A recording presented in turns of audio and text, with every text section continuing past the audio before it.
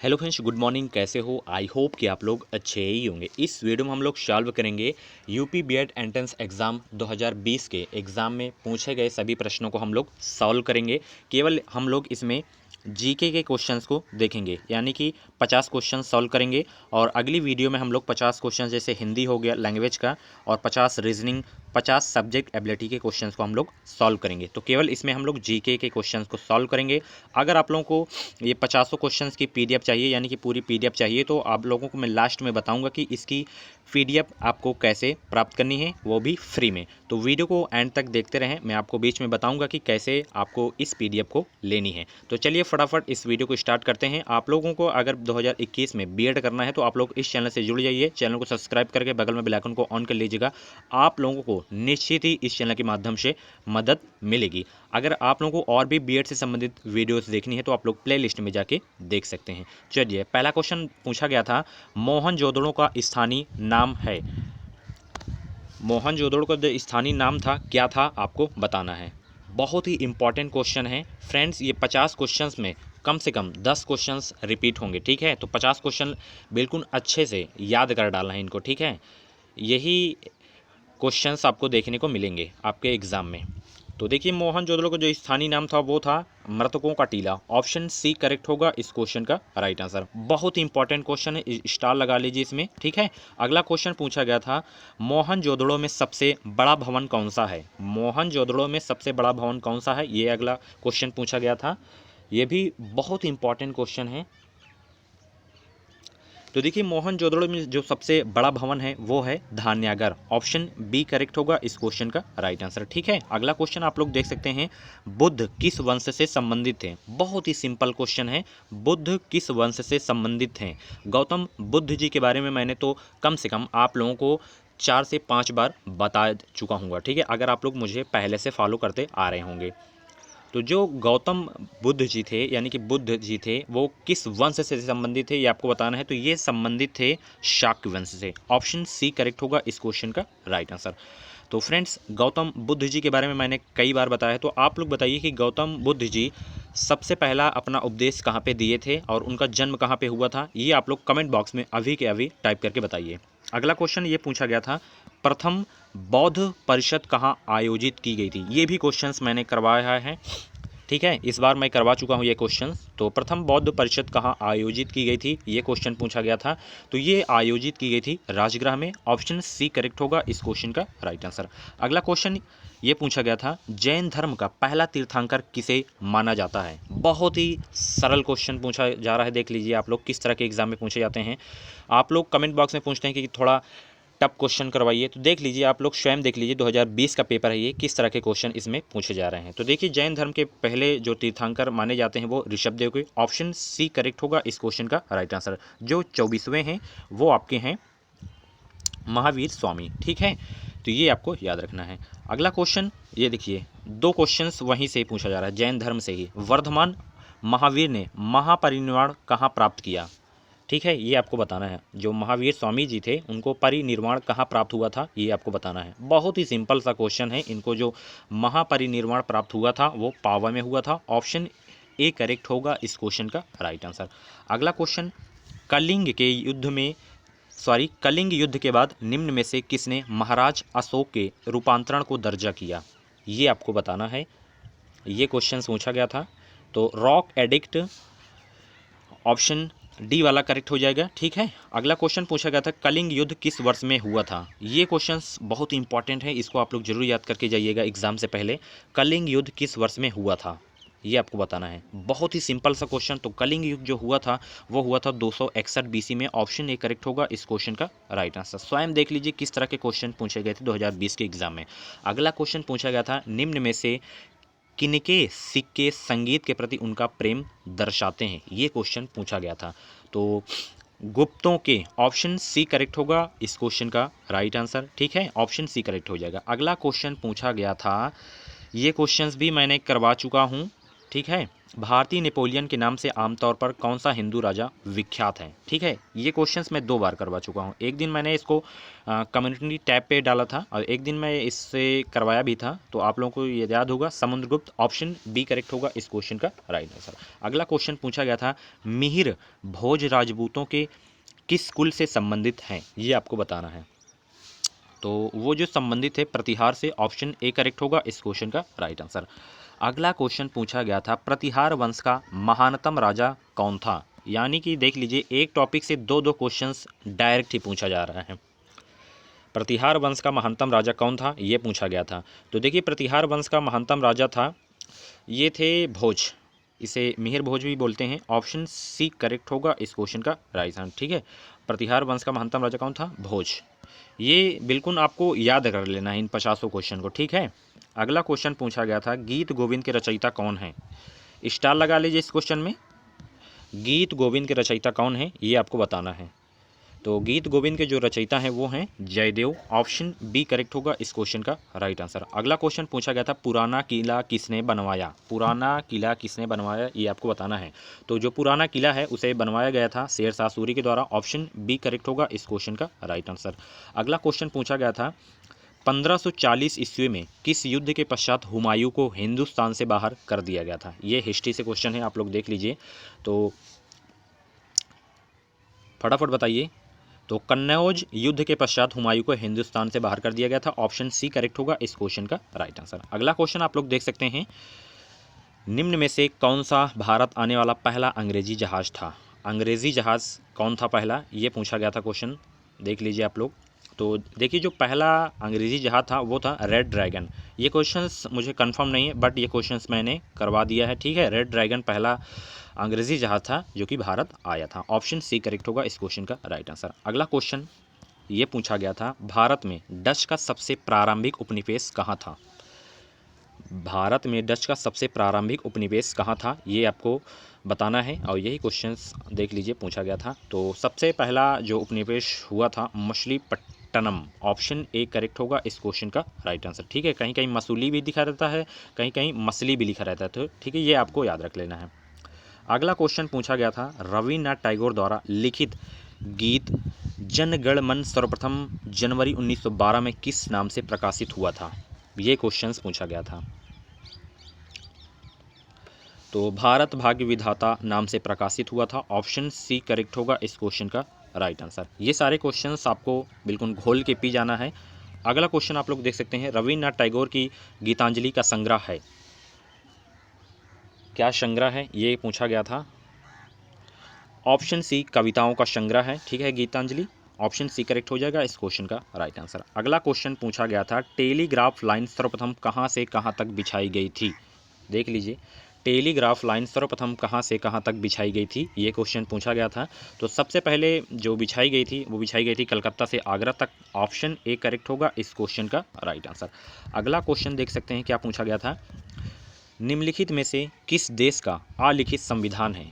इनमें से बताना है। ये क्वेश्चंस 2020 में पूछा गया है और 2019 में भी ये क्वेश्चन पूछा गया था। ठीक है, निम्नलिखित में से किस देश का अलिखित संविधान है, तो ये आपको बताना है किन देश का अलिखित संविधान है। आप लोग बताते भी चलिए। ठीक है, तो यहाँ पे आप लोग देख लीजिए, यूके इसी देश का अलिखित संविधान है। ऑप्शन बी करेक्ट होगा इस क्वेश्चन का राइट आंसर। अगला क्वेश्चन पूछा गया था, भारत की संविधान सभा का संवैधानिक सलाहकार कौन था?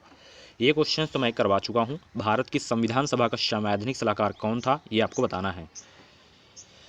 सर BN राव ये संविधान सभा के संवैधानिक सलाहकार थे। ऑप्शन सी करेक्ट होगा इस क्वेश्चन का राइट आंसर। अगला क्वेश्चन पूछा गया था, प्रेस की स्वतंत्रता भारतीय संविधान के किस अनुच्छेद से मिलती है? प्रेस की स्वतंत्रता, ये क्वेश्चन पूछा गया था। तो अनुच्छेद 19 के तहत प्रेस की स्वतंत्रता मिलती है। ऑप्शन ए करेक्ट होगा इस क्वेश्चन का राइट आंसर। अगला क्वेश्चन पूछा गया था, राष्ट्रपति ने अब तक कितनी बार राष्ट्रीय आपातकाल की घोषणा की है? यानी कि जो राष्ट्रपति होते हैं वो अब तक कितनी बार राष्ट्रीय आपातकाल की घोषणा की है, ये आपको बताना है।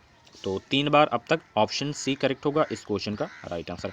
अगला क्वेश्चन पूछा गया था, संसद के दोनों सदनों का संयुक्त सत्र कौन बुला सकता है? यानी कि जो संसद होता है, ठीक है, उनके दोनों सदनों का संयुक्त सत्र कौन बुला सकता है, ये को बताना है। ऑप्शन देख सकते हैं, तो 25वां क्वेश्चन का ऑप्शन ए करेक्ट हो जाएगा, राष्ट्रपति। ठीक है, यही दोनों सदनों का संयुक्त सत्र का बुलाता है। ऑप्शन ए करेक्ट होगा इस क्वेश्चन का राइट आंसर। अगला क्वेश्चन पूछा गया था, भारत का राष्ट्रपति अपने पद पर पुनर्निर्वाचन के लिए कितनी बार खड़ा हो सकता है। ये बहुत इंपॉर्टेंट क्वेश्चन है। जो भारत के राष्ट्रपति होते हैं वो अपने पद पर पुनः निर्वाचन के लिए कितनी बार खड़े हो सकते हैं, ये आपको बताना है।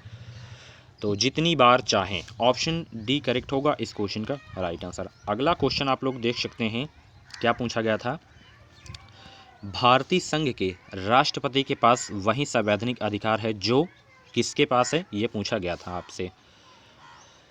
तो ब्रिटिश राजा रानी के पास। ऑप्शन ए करेक्ट हो जाएगा इस क्वेश्चन का राइट आंसर। ठीक है, यानी कि जो भारतीय संघ के राष्ट्रपति के पास है वही संवैधानिक अधिकार ब्रिटिश राजा यानी कि रानी के पास है। राजा रानी दोनों के पास है। ठीक है, सेम ही है। अगला क्वेश्चन पूछा गया था, क्वेश्चन आप लोग देख सकते हैं, केंद्रीय विधानमंडल का अध्यक्ष बनने वाले पहले भारतीय कौन थे, ये पूछा गया था आपसे। तो सच्चिदानंद सिन्हा केंद्रीय विधानमंडल का अध्यक्ष बनने वाले पहले भारतीय थे। ऑप्शन ए करेक्ट होगा इस क्वेश्चन का राइट आंसर। अगला क्वेश्चन पूछा गया था, योजना आयोग का अध्यक्ष कौन है। ठीक है, योजना आयोग का अध्यक्ष कौन है, बहुत ही सिंपल सा क्वेश्चन है। तो योजना आयोग का जो अध्यक्ष हैं वो हैं प्रधानमंत्री। ऑप्शन बी करेक्ट होगा इस क्वेश्चन का राइट आंसर। अगला क्वेश्चन पूछा गया था, राष्ट्रीय एकता परिषद एनआईसी का अध्यक्ष कौन है। ठीक है, एनआईसी का अध्यक्ष कौन है ये आपको बताना है। तो एनआईसी का जो अध्यक्ष होते हैं वो हैं प्रधानमंत्री। ऑप्शन ए करेक्ट होगा इस क्वेश्चन का राइट आंसर। अगला क्वेश्चन पूछा गया था, किस राज्य का नाम हाल ही में परिवर्तित किया गया। ठीक है, किस राज्य का नाम हाल ही में परिवर्तित किया गया है, वो राज्य का नाम आपको बताना है।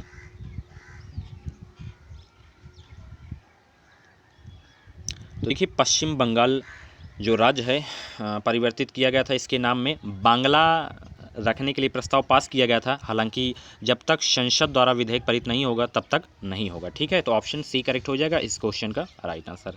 अगला क्वेश्चन पूछा गया था, संसार में सबसे पहली महिला प्रधानमंत्री किस देश की थी। देखना, ये क्वेश्चंस मैंने करवा दिया है टॉपिक वाले क्लास में। ठीक है, भारत में प्रथम पुरुष व महिला वाली क्लास में मैंने करवा था, तो श्रीलंका देश की थी। ऑप्शन बी करेक्ट होगा इस क्वेश्चन का राइट आंसर। उनका नाम था सिरिमाओ भंडार नायके। ठीक है, ये श्रीलंका की थी। ये विश्व की सबसे पहली महिला प्रधानमंत्री हैं, श्रीलंका देश की थी, ये आपको याद रखना है। ठीक है, अगला क्वेश्चन पूछा गया था, भारत की मुख्य भूमि का अक्षांश ... के बीच फैला हुआ है। तो इनके बीच फैला हुआ है भारत की मुख्य भूमि का अक्षांश आपको बताना है। तो देखिए, जो भारत की मुख्य भूमि का अक्षांश फैला है वो ये ऑप्शन ए वाले के बीच, यानी कि 8 डिग्री 4 उत्तर और 37 डिग्री 6 उत्तर, ये आपको याद रखना है। अगला क्वेश्चन पूछा गया था, क्षेत्रफल की दृष्टि से भारत संसार का कौन सा देश है, ये आपको बताना है। दूसरा, छठा, सातवां कौन से नंबर का देश है, क्षेत्रफल की दृष्टि से आपको बताना है। ये क्वेश्चन पूछा गया था। तो अगर हम क्षेत्रफल के बारे में बात करें तो 7वां है हमारा भारत देश संसार में, पूरे संसार में। ऑप्शन डी करेक्ट होगा इस क्वेश्चन का राइट आंसर। अगला क्वेश्चन ये देख सकते हैं, पूछा गया था, हिमाचल प्रदेश के किस ज़िले की सीमा चीन के साथ लगती है। यानी कि इनमें से बताना है कि आपको हिमाचल प्रदेश के किस ज़िले की सीमा चीन के साथ लगती है, ये आपको बताना है। यही क्वेश्चन पूछा गया था। तो किन्नौर जिला है, उसी की सीमा जो है, सीमा चीन देश के साथ लगती है। ऑप्शन ए करेक्ट होगा इस क्वेश्चन का राइट आंसर। अगला क्वेश्चन पूछा गया था, भारत का सबसे बड़ा संघ राज्य कौन सा है। भारत का सबसे बड़ा संघ राज्य क्षेत्र कौन सा है, ये आपको बताना है। केंद्र शासित के बारे में पूछ रहा है। ऑप्शन सी अंडमान और निकोबार द्वीप समूह करेक्ट हो जाएगा। अगला क्वेश्चन पूछा गया था, ये देखिए, क्षेत्रफल की दृष्टि से भारत का सबसे बड़ा राज्य कौन सा है। बिल्कुल हलवा सा क्वेश्चन है, तो राजस्थान आपका हो जाएगा। सबसे छोटा आपका गोवा है। अगला क्वेश्चन पूछा गया था, निम्नलिखित में से किस स्थल को यूनेस्को की विश्व विरासत के स्थलों की सूची में शामिल किया गया है। जिस तरह के क्वेश्चंस एग्जाम में देख लिए आप लोग पूछे जा रहे हैं, सेम टू सेम उसी तरह के मैं क्वेश्चंस करवा रहा हूं। ठीक है, आपके प्रैक्टिस सेट वाली वीडियो में। तो आप लोग प्रैक्टिस सेट की वीडियोस देखने का जो वीडियो है उसे देखना मत भूला करें। डेली आप लोग प्रैक्टिस सेट की वीडियो देखा करें। तो 38 का D Sundarban national park correct हो जाएगा। ठीक है, अगला क्वेश्चन पूछा गया था गॉडविन ऑस्टिन है एक क्या है, आपको बताना है। जो गॉडविन ऑस्टिन है वो एक क्या है। दर्रा शिखर, टेलीस्कोप, आविष्कार, भूवैज्ञानिक, क्या है आपको बताना है। तो ये एक जो गॉडविन ऑस्टिन है ये एक है शिखर। ऑप्शन बी करेक्ट होगा इस क्वेश्चन का राइट आंसर। अगला क्वेश्चन पूछा गया था भारत में सबसे ऊंची चोटी कौन सी है। भारत में सबसे ऊंची चोटी कौन सी है ये आपको बताना है, यही क्वेश्चन पूछा गया था। तो सबसे ऊंची चोटी है आपकी K2 Godwin Austen. Option D correct होगा इस क्वेश्चन का राइट आंसर। ठीक है, ये आपको याद रखना है। अगला क्वेश्चन पूछा गया था, अगर तीसरी कभी कभी पूछ लिया जाता है तो कंचनजंगा है, ठीक है, ये सिक्किम में है। अगला क्वेश्चन पूछा गया था शिव समुद्रम जलप्रपात किस नदी के मार्ग में पाया जाता है। ये क्वेश्चन पूछा गया था कि शिव समुद्रम जलप्रपात किस नदी के मार्ग में पाया जाता है। तो कावेरी नदी के मार्ग में पाया जाता है। ऑप्शन सी करेक्ट होगा इस क्वेश्चन का राइट आंसर। अगला क्वेश्चन पूछा गया था नागा, खासी और गारो पहाड़ियाँ स्थित हैं, कहाँ स्थित हैं ये आपको बताना है। तो हिमालय पर्वतमाला में स्थित हैं। ऑप्शन डी करेक्ट होगा इस क्वेश्चन का राइट आंसर। अगला क्वेश्चन ये पूछा गया था लैटेराइट मिट्टी कहाँ पाई जाती है। लैटेराइट मिट्टी कहाँ पाई जाती है ये आपको बताना है। तो देखिए जो लैटेराइट मिट्टी होती है वो भारी वर्षा वाले प्रदेश में पाई जाती है। ऑप्शन ए करेक्ट होगा इस क्वेश्चन का राइट आंसर। अगला क्वेश्चन ये पूछा गया था दो नदियों के बीच उपजाऊ भूमि को कहते हैं, क्या कहते हैं आपको बताना है। जो दो नदियों के बीच की उपजाऊ होती है भूमि होती है उसे क्या कहते हैं ये आपको बताना है। तो उसे जो कहा जाता है वो दोआब कहा जाता है। ऑप्शन सी करेक्ट होगा इस क्वेश्चन का राइट आंसर। अगला क्वेश्चन पूछा गया था, क्वेश्चन ये है भारत में प्रायद्वीपी नदी से संबंध सबसे ऊंचा निकास बेसिन कौन सा है, ये पूछा गया था अगला क्वेश्चन। तो ऑप्शन बी गोदावरी का निकास है। ऑप्शन बी करेक्ट होगा इस क्वेश्चन का राइट आंसर। ठीक है, सबसे ऊंचा। अगला क्वेश्चन पूछा गया था भारतीय प्रायद्वीप की सबसे लंबी नदी कौन सी है। भारतीय प्रायद्वीप की सबसे लंबी नदी कौन सी है ये पूछा गया था प्रश्न। तो ऑप्शन आप लोग देख सकते हैं, भारतीय प्रायद्वीप की सबसे लंबी नदी कौन सी है ये आपको बताना था। तो गोदावरी नदी है भारतीय प्रायद्वीप की सबसे लंबी नदी। ऑप्शन डी करेक्ट होगा इस क्वेश्चन का राइट आंसर। अगला क्वेश्चन पूछा गया था साइलेंट वैली स्थित है, इसे इंग्लिश में साइलेंट वैली बोला जाता है और हिंदी में शांत घाटी बोला जाता है। तो साइलेंट वैली कहाँ स्थित है ये पूछा गया था। तो देखिए जो साइलेंट वैली है ये स्थित है आपके 47 का आपका करेक्ट हो जाएगा केरल में, यानी कि ऑप्शन बी करेक्ट होगा इस क्वेश्चन का राइट आंसर। ठीक है, केरल राज्य में है शांत घाटी। अगला क्वेश्चन पूछा गया था नामदाफा नेशनल पार्क है, नामदाफा नेशनल पार्क है कहाँ है ये पूछा गया था। ऑप्शन देख सकते हैं। तो देखिए जो नामदाफा नेशनल पार्क है वो अरुणाचल प्रदेश में है। ऑप्शन डी करेक्ट होगा इस क्वेश्चन का राइट आंसर। नेक्स्ट क्वेश्चन ये पूछा गया था कौन से संवैधानिक संशोधन के अंतर्गत भारत में पंचायत राज को संवैधानिक आधार प्रदान किया गया है। कौन से संवैधानिक संशोधन के अंतर्गत ये आपको बताना है। तो 73वें संविधान संशोधन के अंतर्गत पंचायत राज को संवैधानिक आधार प्रदान किया गया है। ऑप्शन डी करेक्ट होगा इस क्वेश्चन का राइट आंसर। ये रहा लास्ट क्वेश्चन। ठीक है, क्वेश्चन ये था झूम कृषि अभी भी कहाँ प्रचलित है। ये पूछा गया था कि झूम कृषि जो है वो अभी भी कहाँ प्रचलित है, किस राज्य में, ये आपको बताना है। तो ये अभी प्रचलित है जो झूम कृषि ऑप्शन ए में, यानी कि मिजोरम में। ठीक है, तो फ्रेंड्स ये थे 50 क्वेश्चन 2020 के एंट्रेंस एग्ज़ाम में पूछे गए वाले क्वेश्चन हैं ये। अगर आप लोगों को इसकी PDF चाहिए तो आप लोगों को करना क्या है, आप लोग इस व्हाट्सअप नंबर पे मैसेज करें 7905, एक बार फिर से यहाँ पे मैं नोट कर रहा हूँ 7905632533। इस व्हाट्सअप नंबर पे आप लोग अपना नाम और ज़िले का नाम टाइप करके भेजिए, आपको ये PDF मिल जाएगी। ठीक है, बहुत जल्द ही मैं आप लोगों के लिए एक टेलीग्राम चैनल बना रहा हूँ, आप लोगों के लिए ग्रुप एक बना रहा हूँ, तो उसी में सारी PDF आपको एक साथ मिल जाया करेगी। इस चैनल से जुड़े रहें, आप लोगों को बहुत ही इस चैनल के माध्यम से मिलेगी। जो भी इंक्वायरी चाहिए आप लोग कमेंट बॉक्स में पूछ सकते हैं। उसमें अगर आप लोगों को कुछ क्वेश्चन समझ में नहीं आ रहा है, रिप्लाई नहीं मिल रहा है, तो आप लोग व्हाट्सअप नंबर पे भी आप लोग कुछ भी इन्फॉर्मेशन ले सकते हैं। तो चैनल को सब्सक्राइब करना ना भूलिएगा, इस वीडियो को लाइक करना ना भूलिए, शेयर करना भी ना भूलिए अपने अदर फ्रेंड्स के साथ।